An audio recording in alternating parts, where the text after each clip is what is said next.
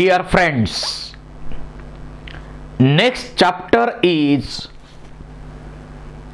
respiration in plants. आपण animal मध्ये जी रिस्पिरेशनची प्रोसेस आहे त्यामध्ये ह्यूमनची respiration breathing and exchange of gases या चॅप्टर मध्ये जी प्रोसेस स्टडी केली, it is restricted for breathing and exchange of gases, transport of gases. परंतु या चॅप्टर मध्ये आपल्याला स्टडी करायची सेल रिस्पिरेशनची प्रोसेस.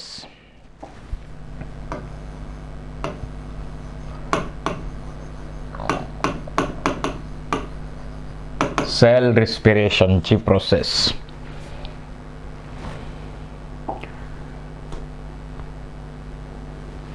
रिस्पिरेशनची process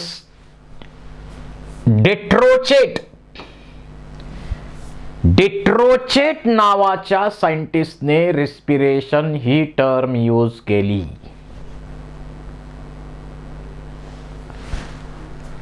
Breakdown of complex organic compounds into simple form during which energy is released.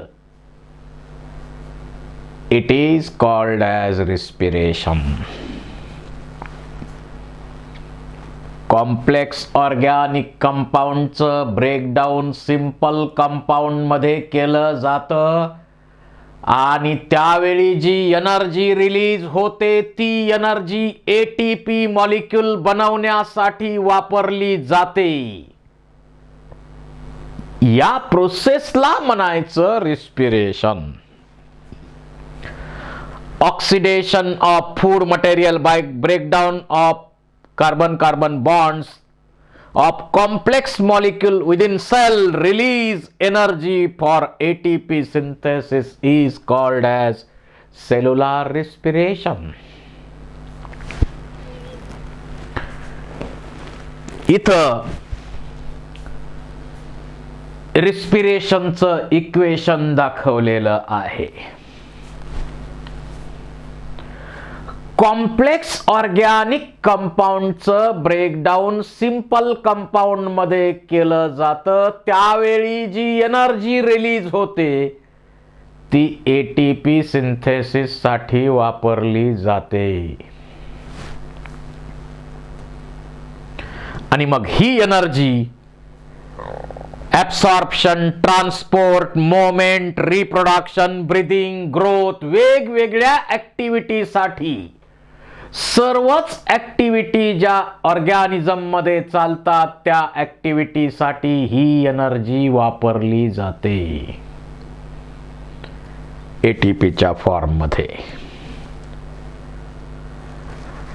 तसा विचार केला तर फोटोसिंथेसिसची प्रोसेस क्लोरोप्लास्ट मध्ये झाली आणि या प्रोसेस मध्ये ग्लुकोज नावाची शुगर बनली.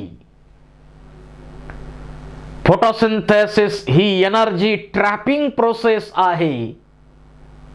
पण रिस्पिरेशन मध्ये कॉम्प्लेक्स ऑर्गॅनिक कंपाऊंडचं ब्रेकडाऊन झालं, सिंपल कंपाऊंड बनले आणि एनर्जी रिलीज झाली. ती एनर्जी एटीपी सिंथेसिस साठी वापरली गेली. So photosynthesis is energy trapping process while respiration is energy releasing process.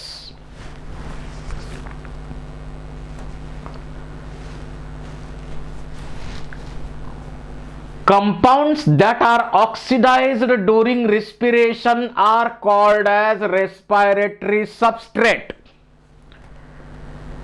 ज्या कंपाऊंडचं ब्रेकडाऊन रिस्पिरेशनच्या प्रोसेस मध्ये होतं त्या कंपाऊंड्सना म्हणायचं रेस्पायरेटरी सबस्ट्रेट. यामध्ये carbohydrate most common respiratory substrate आहेत. 1 ग्रॅम कार्बोहायड्रेटचं ब्रेकडाऊन झालं तर near about 4 kilo calorie energy मिळते. त्यानंतर प्रोटीन्स, 1 ग्रॅम प्रोटीनचं ब्रेकडाऊन झालं तर more than 4 kilo calorie energy मिळते 4 to 5 दरम्यान. आणि 1 ग्रॅम फॅटचं ब्रेकडाऊन झालं तर near about 9 kilo calorie energy मिळते. म्हणजे कार्बोहायड्रेट आणि प्रोटीनच्या मानानं फॅटमध्ये एनर्जी दुपटीपेक्षा जास्त आहे. म्हणून आपल्या बॉडीमध्ये स्टोरेज केला जातो फॅटचा.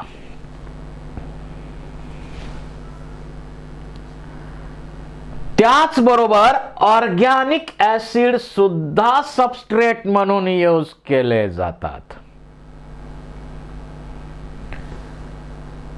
सर्वात कॉमन सबस्ट्रेट आहे कार्बोहायड्रेट्स. त्यानंतर वापरले जातात फॅट्स. त्यानंतर वापरले जातात प्रोटीन्स. आणि त्यानंतर वापरले जातात organic acids.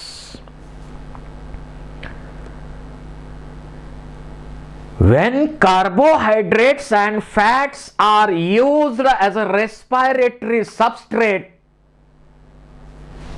it is called as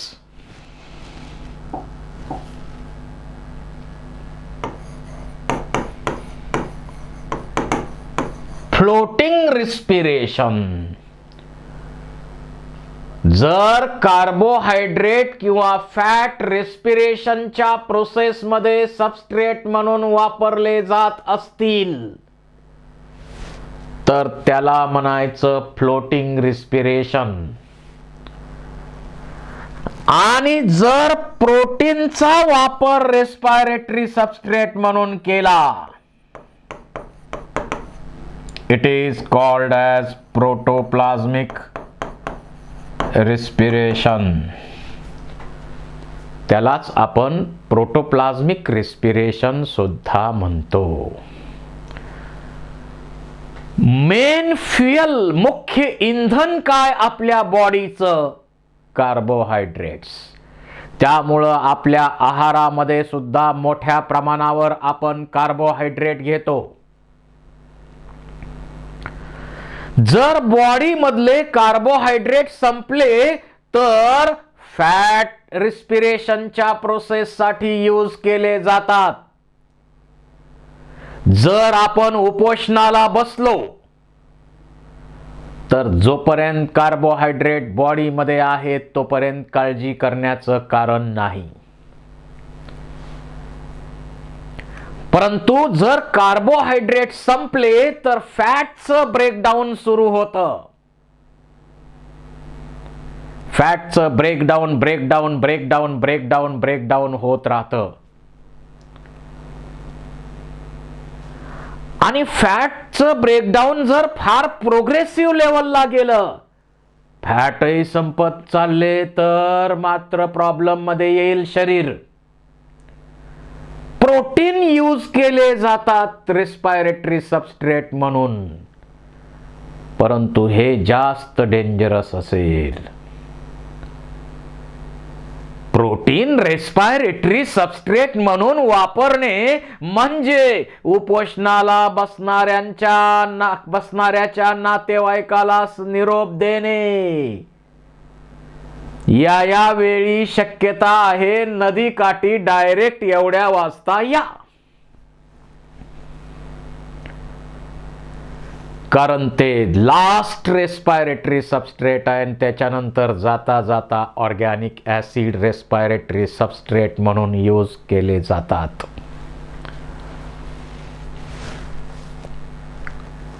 तर respiration of carbohydrates and fats is called as floating respiration, while respiration of protein is called as protoplasmic respiration.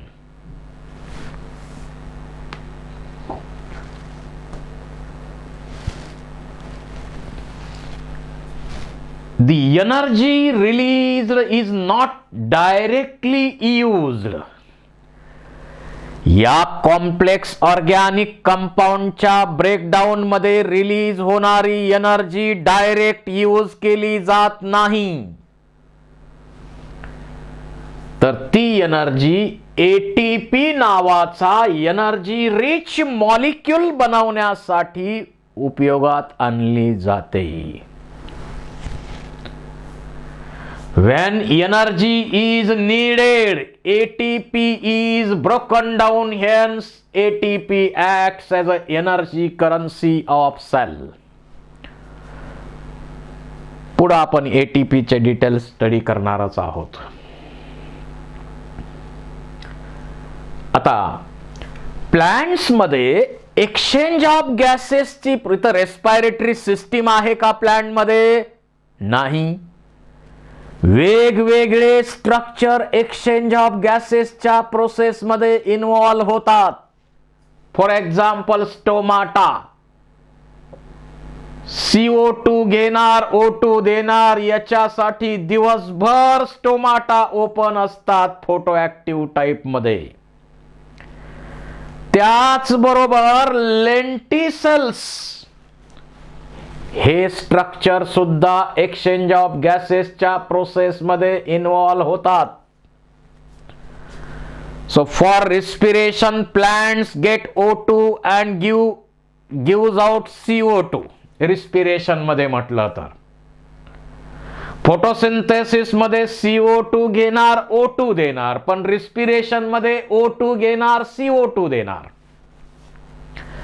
In plant, gases exchange takes place with the help of stomata, lenticels, etc.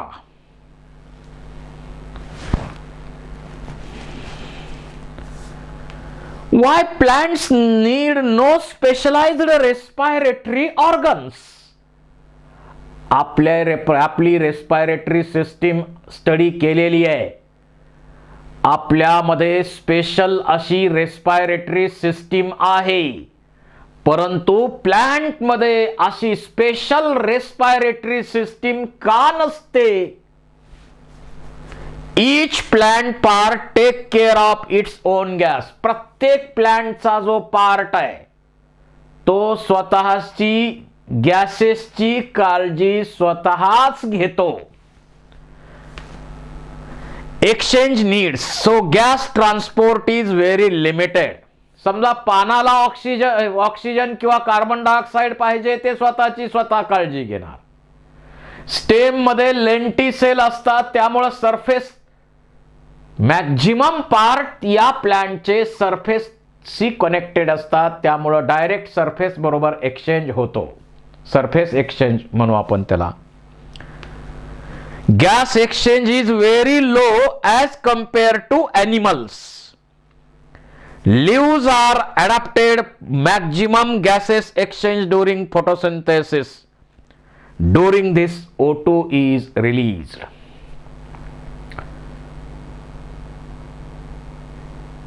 तर plant मध्ये maximum part हे exposed असतात आणि त्यांची exchange of गॅसेसची गरज ते स्वतःच भागवतात. Animal मध्ये मात्र रेस्पिरेटरी सिस्टीम लागते आणि रिस्पिरेशन फास्ट असतं, पण प्लांट मध्ये ही प्रोसेस अतिशय स्लो असते. Most living cells have contact with air. Majority living cells प्लांटच्या एअरशी कॉन्टॅक्ट मध्ये असतात. They are located close to plant surface. They are close to plant surface. In stems, living cells are organized in thin layer. Stem मध्ये सुद्धा बघा, living cells are organized into thin layer beneath the bark. त्या बार्कच्या खाली thin लेअरच्या form मध्ये living cells असतात. त्यामुळे एक्सचेंज ऑफ गॅसेसची प्रोसेस सहजासहजी होऊ शकते. आणि त्याच्यामध्ये असे लेंटिसेल्स आहेत. स्टेम मध्ये असे लेंटिसेल्स आहेत एक्सचेंज ऑफ गॅसेसच्या प्रोसेससाठी. लीफ असेल तर लीफ मध्ये स्टोमाटा असतात एक्सचेंज ऑफ गॅसेसच्या प्रोसेससाठी.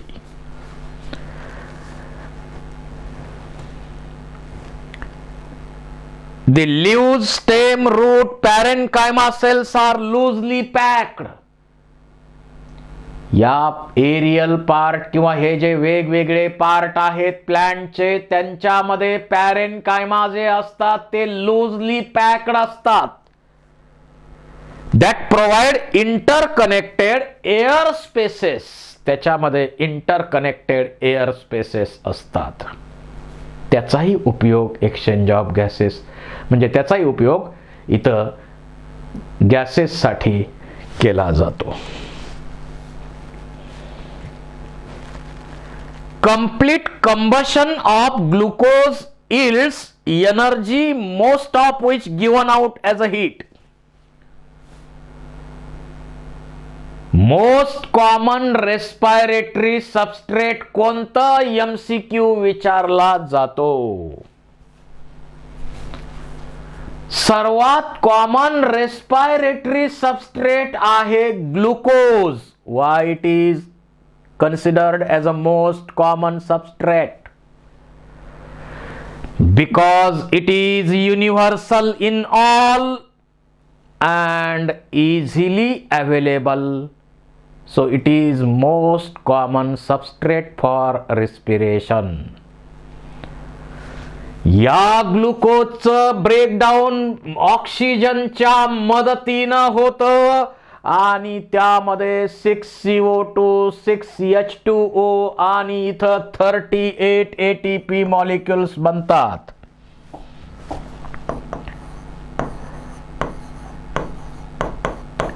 ATP मॉलिक्युल्स त्यामध्ये बनतात.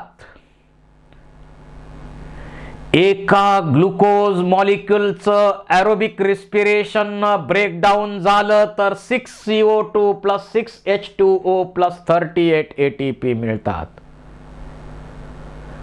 तसा एरोबिक रिस्पिरेशनचा विचार केला तर या एका ग्लुकोज मॉलिक्युल मध्ये 686 किलो कॅलरी एवढी एनर्जी आहे.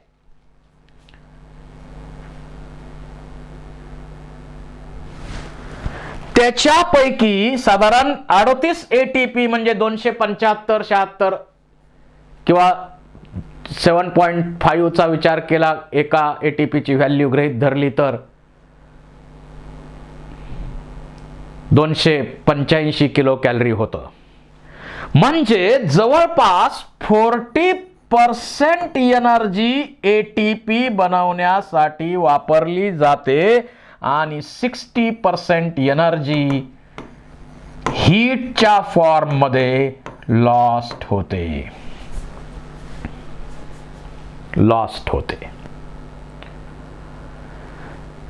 रिस्पिरेशनची प्रोसेस आणि कंबशनची प्रोसेस या दोन प्रोसेस मध्ये डिफरन्स काय. आपण एखादं लाकूड जाळतो ती कंबशनची प्रोसेस आहे. ती वन स्टेप रिॲक्शन आहे. कंबशन वन स्टेप रिॲक्शन आहे. रिस्पिरेशन मल्टी स्टेप रिॲक्शन आहे. कंबशनच्या प्रोसेस साठी हीटचा वापर केला जातो.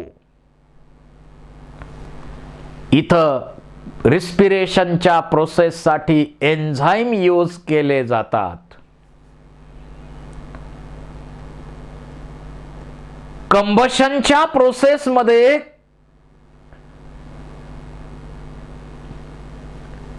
वन स्टेप रिॲक्शन मध्ये हीटच्या फॉर्म मध्ये एनर्जी बाहेर पडत असते आणि राख तयार होते. रिस्पिरेशनच्या प्रोसेस मध्ये इथं सिंपल कंपाऊंड्स बनतात 6CO2 6H2O प्लस 38 ATP. त्यामुळं कंबशनची प्रोसेस म्हणजे एखादं लाकूड जाळण्याची प्रोसेस, काही जाळण्याची प्रोसेस आणि रिस्पिरेशनच्या प्रोसेसमध्ये अशा प्रकारचे डिफरन्स आहेत. C6H12O6 plus 6O2, it give rise to 6CO2 plus 6H2O plus 38 ATP. या प्रोसेसला म्हणायचं ॲरोबिक रिस्पिरेशन. तेव्हा रिस्पिरेशन दोन टाईपचं आहे, ॲरोबिक रिस्पिरेशन आणि ॲनॲरोबिक respiration.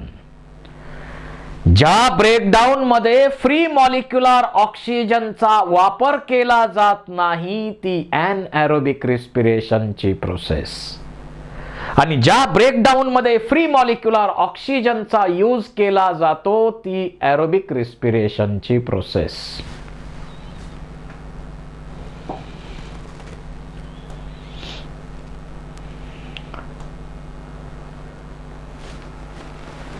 During glucose catabolism, not all liberated energy goes as a heat. जेवढं ब्रेकडाऊन 686 किलो कॅलरी एनर्जी एका ग्लुकोज मॉलिक्यूल मध्ये आहे, त्यापैकी इथं किती आहे 686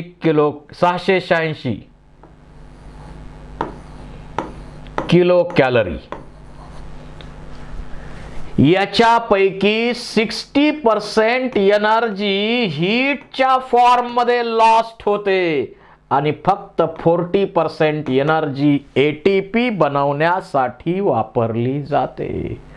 so efficiency of aerobic respiration is 40% only. Glucose is oxidized in several small steps, enable some steps couple release energy to form ATP. During respiration, O2 is used and CO2 is released and energy is released. Certain organisms adapted to anaerobic condition, काही anaerobic respiration follow करतात. ज्यावेळी life अस्तित्वात आलं त्यावेळी ॲनारोबिक रिस्पिरेशनच सुरुवातीला होतं. त्या ॲनारोबिक ऑर्गॅनिझमला free molecular ऑक्सिजनची गरज लागत नाही. काही ॲनारोबिक ऑर्गॅनिझम ऑब्लिगेटरी ॲनारोबिक आहेत, म्हणजे कंपल्सरी ॲनारोबिकच कंडिशन त्यांना लागते. त्याला म्हणायचं ऑब्लिगेट ॲनारोबिक. ॲज पर नीड, गरज पडेल तसं ते राहू शकतात, त्यांना आपण म्हणतो facultative ॲनारोबिक्स.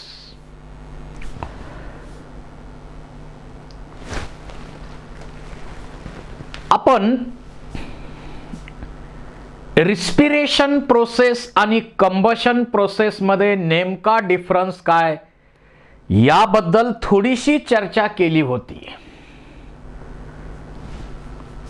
Respiration occurs in living cells, it is a non cellular. Combustion कशी आहे, नॉन सेल्युलर.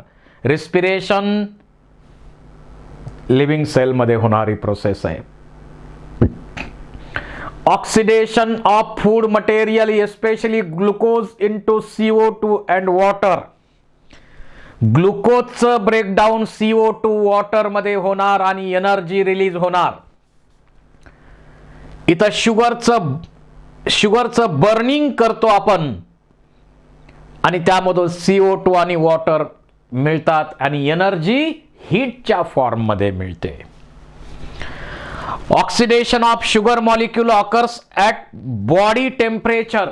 आपल्या बॉडी टेम्परेचरला फूडचं ब्रेकडाऊन होतं आणि एनर्जी मिळते. इथं मात्र हीट वापरावी लागते. जसं आपल्याकडं पेट्रोल आहे, पेट्रोलला आपण इग्निशन केल्याशिवाय, पेटवल्याशिवाय पेटणार नाही. लाकूड पेटवल्याशिवाय त्याला आग लागणार नाही. तर हीट एनर्जी अप्लाय केली जाते. आपण लिव्हिंग ऑर्गॅनिझम मध्ये रिस्पिरेशनच्या प्रोसेस मध्ये पाहतो जी एनर्जी रिलीज होते ती स्टेप वाईज मॅनर न होते, पण इथं वन स्टेप मध्ये रिलीज होते, हीटच्या फॉर्म मध्ये रिलीज होते. इकडं रिस्पिरेशन मध्ये अनेक इंटरमिडिएट कंपाऊंड्स तयार होतात, इकडं कंपाऊंड्स तसे तयार होत नाहीत. एन्झाइम्स इन्व्हॉल्व होतात रिस्पिरेशन मध्ये. Enzymes are not required in combustion. Respiration occurs in presence of water. Combustion occurs in absence of water. पाणी असेल तर आग विझणार.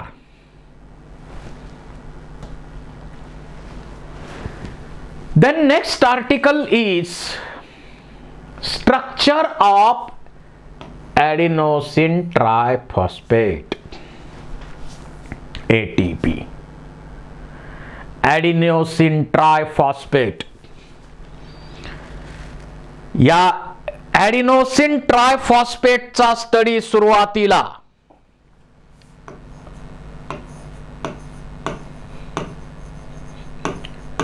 लोहमनने केला आणि एटीपी सायकलचा स्टडी लिपमन या सायंटिस्टने केला. ॲडिनोसिन ट्रायफॉस्फेट, इट इज अ न्यूक्लिओटाइड. हा एक न्यूक्लिओटाइड आहे ज्याच्यामध्ये ॲडिनोसिन कशाने बनलेला आहे? ॲडेनिन नावाचं नायट्रोजन बेस आणि रायबोस शुगर यांनी मिळून बनला ॲडिनोसिन. आणि मग त्या ॲडिनोसिनला जोडला पहिला फॉस्फेट बॉन्ड, जोडला फॉस्फेट बॉन्ड न, दुसरा जोडला फॉस्फेट बॉन्ड च्या सहाय्याने फॉस्फेट जोडला आणि तिसरा पण जोडला फॉस्फेट. अशा प्रकारे फॉस्फेट 3 इथं जोडले जातात ॲडिनोसिनला. इथं जर आपण स्ट्रक्चर पाहिलं, समजा ही पेंटोस शुगर आहे आणि या पेंटोस शुगरला जोडलेलं आहे ॲडेनिन नावाचं बेस. यांनी मिळून काय बनतं? ॲडिनोसिन. यांनी मिळून काय बनतं? ॲडिनोसिन.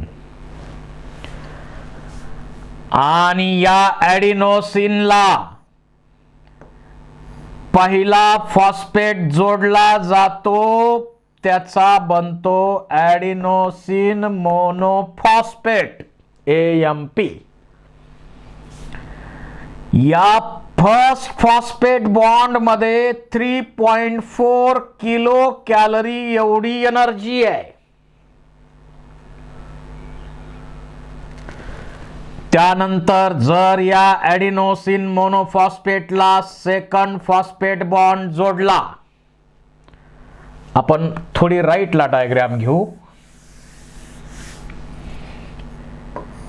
पेंटोस शुगर, रायबोज, त्याला जोडलेलं आहे ॲडेनिन.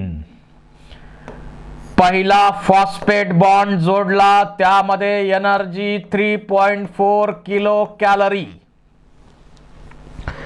त्याचा बनतो ॲडिनोसिन मोनोफॉस्फेट. सेकंड फॉस्फेट बॉन्ड जोडला, फॉस्फेट जोडला इथं, याचा बनला ॲडिनोसिन डायफॉस्फेट किंवा ADP. This second phosphate bond contains 7.3 to 7.5 kilocalorie energy. आणि याला थर्ड फॉस्फेट जोडला फॉस्फेट बॉन्डच्या सहाय्यानं, तर याचा बनतो ॲडिनोसिन ट्रायफॉस्फेट, ATP. हा third phosphate bond weak bond असतो, त्याच्यामध्ये सुद्धा 7.3 और 7.5 किलो कॅलरी एवढीच एनर्जी असते. आणि ज्यावेळी एनर्जी लागते त्यावेळी थर्ड फॉस्फेट बॉन्ड ब्रेक होतो आणि त्यामध्ये असणारी 7.3 to 7.5 kilo calorie energy release होते आणि ती एनर्जी ॲक्च्युअली लाईफ प्रोसेससाठी यूज केली जाते आणि म्हणून तो वीक बॉन्ड आहे. नाहीतर बॉन्डला ब्रेक करायला पुन्हा अजून काहीतरी लागलं असतं, एनर्जी लागली असती. तसं नाही, इथं वीक बॉन्ड आहे त्यासाठी.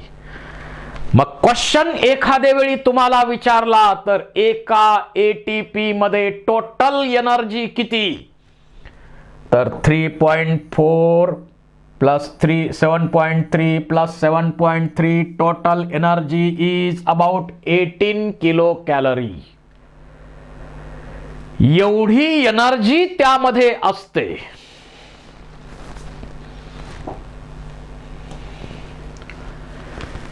ATP produced during respiration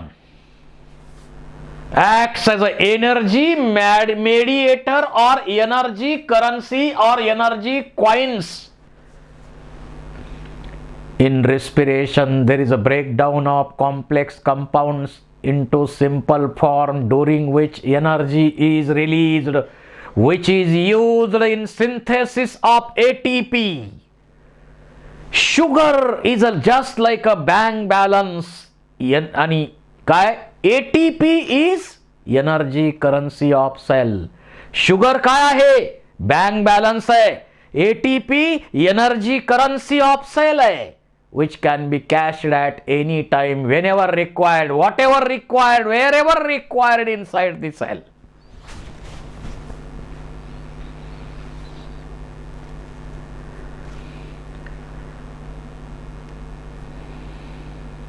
structure पुन्हा इथं दाखवलेलं आहे. पेंटोज शुगर आहे, त्याला ॲडेनिन.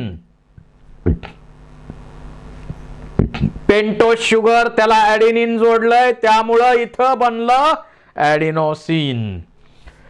पहिला फॉस्फेट बॉन्ड इथं तयार झालाय, AMP. 3.4 किलो कॅलरी एनर्जी आहे त्यामध्ये. सेकंड फॉस्फेट बॉन्ड याच्यामध्ये 7.3 किलो कॅलरी एनर्जी आहे आणि थर्ड फॉस्फेट बॉन्ड हा वीक असतो, याच्यामध्ये सुद्धा 7.3 किलो कॅलरी एवढीच एनर्जी आहे. अशा प्रकारे simple usable biological form of energy is ATP. Energy currency of cell, ATP. All living organisms requires constant supply of energy and they utilize energy in the form of ATP only.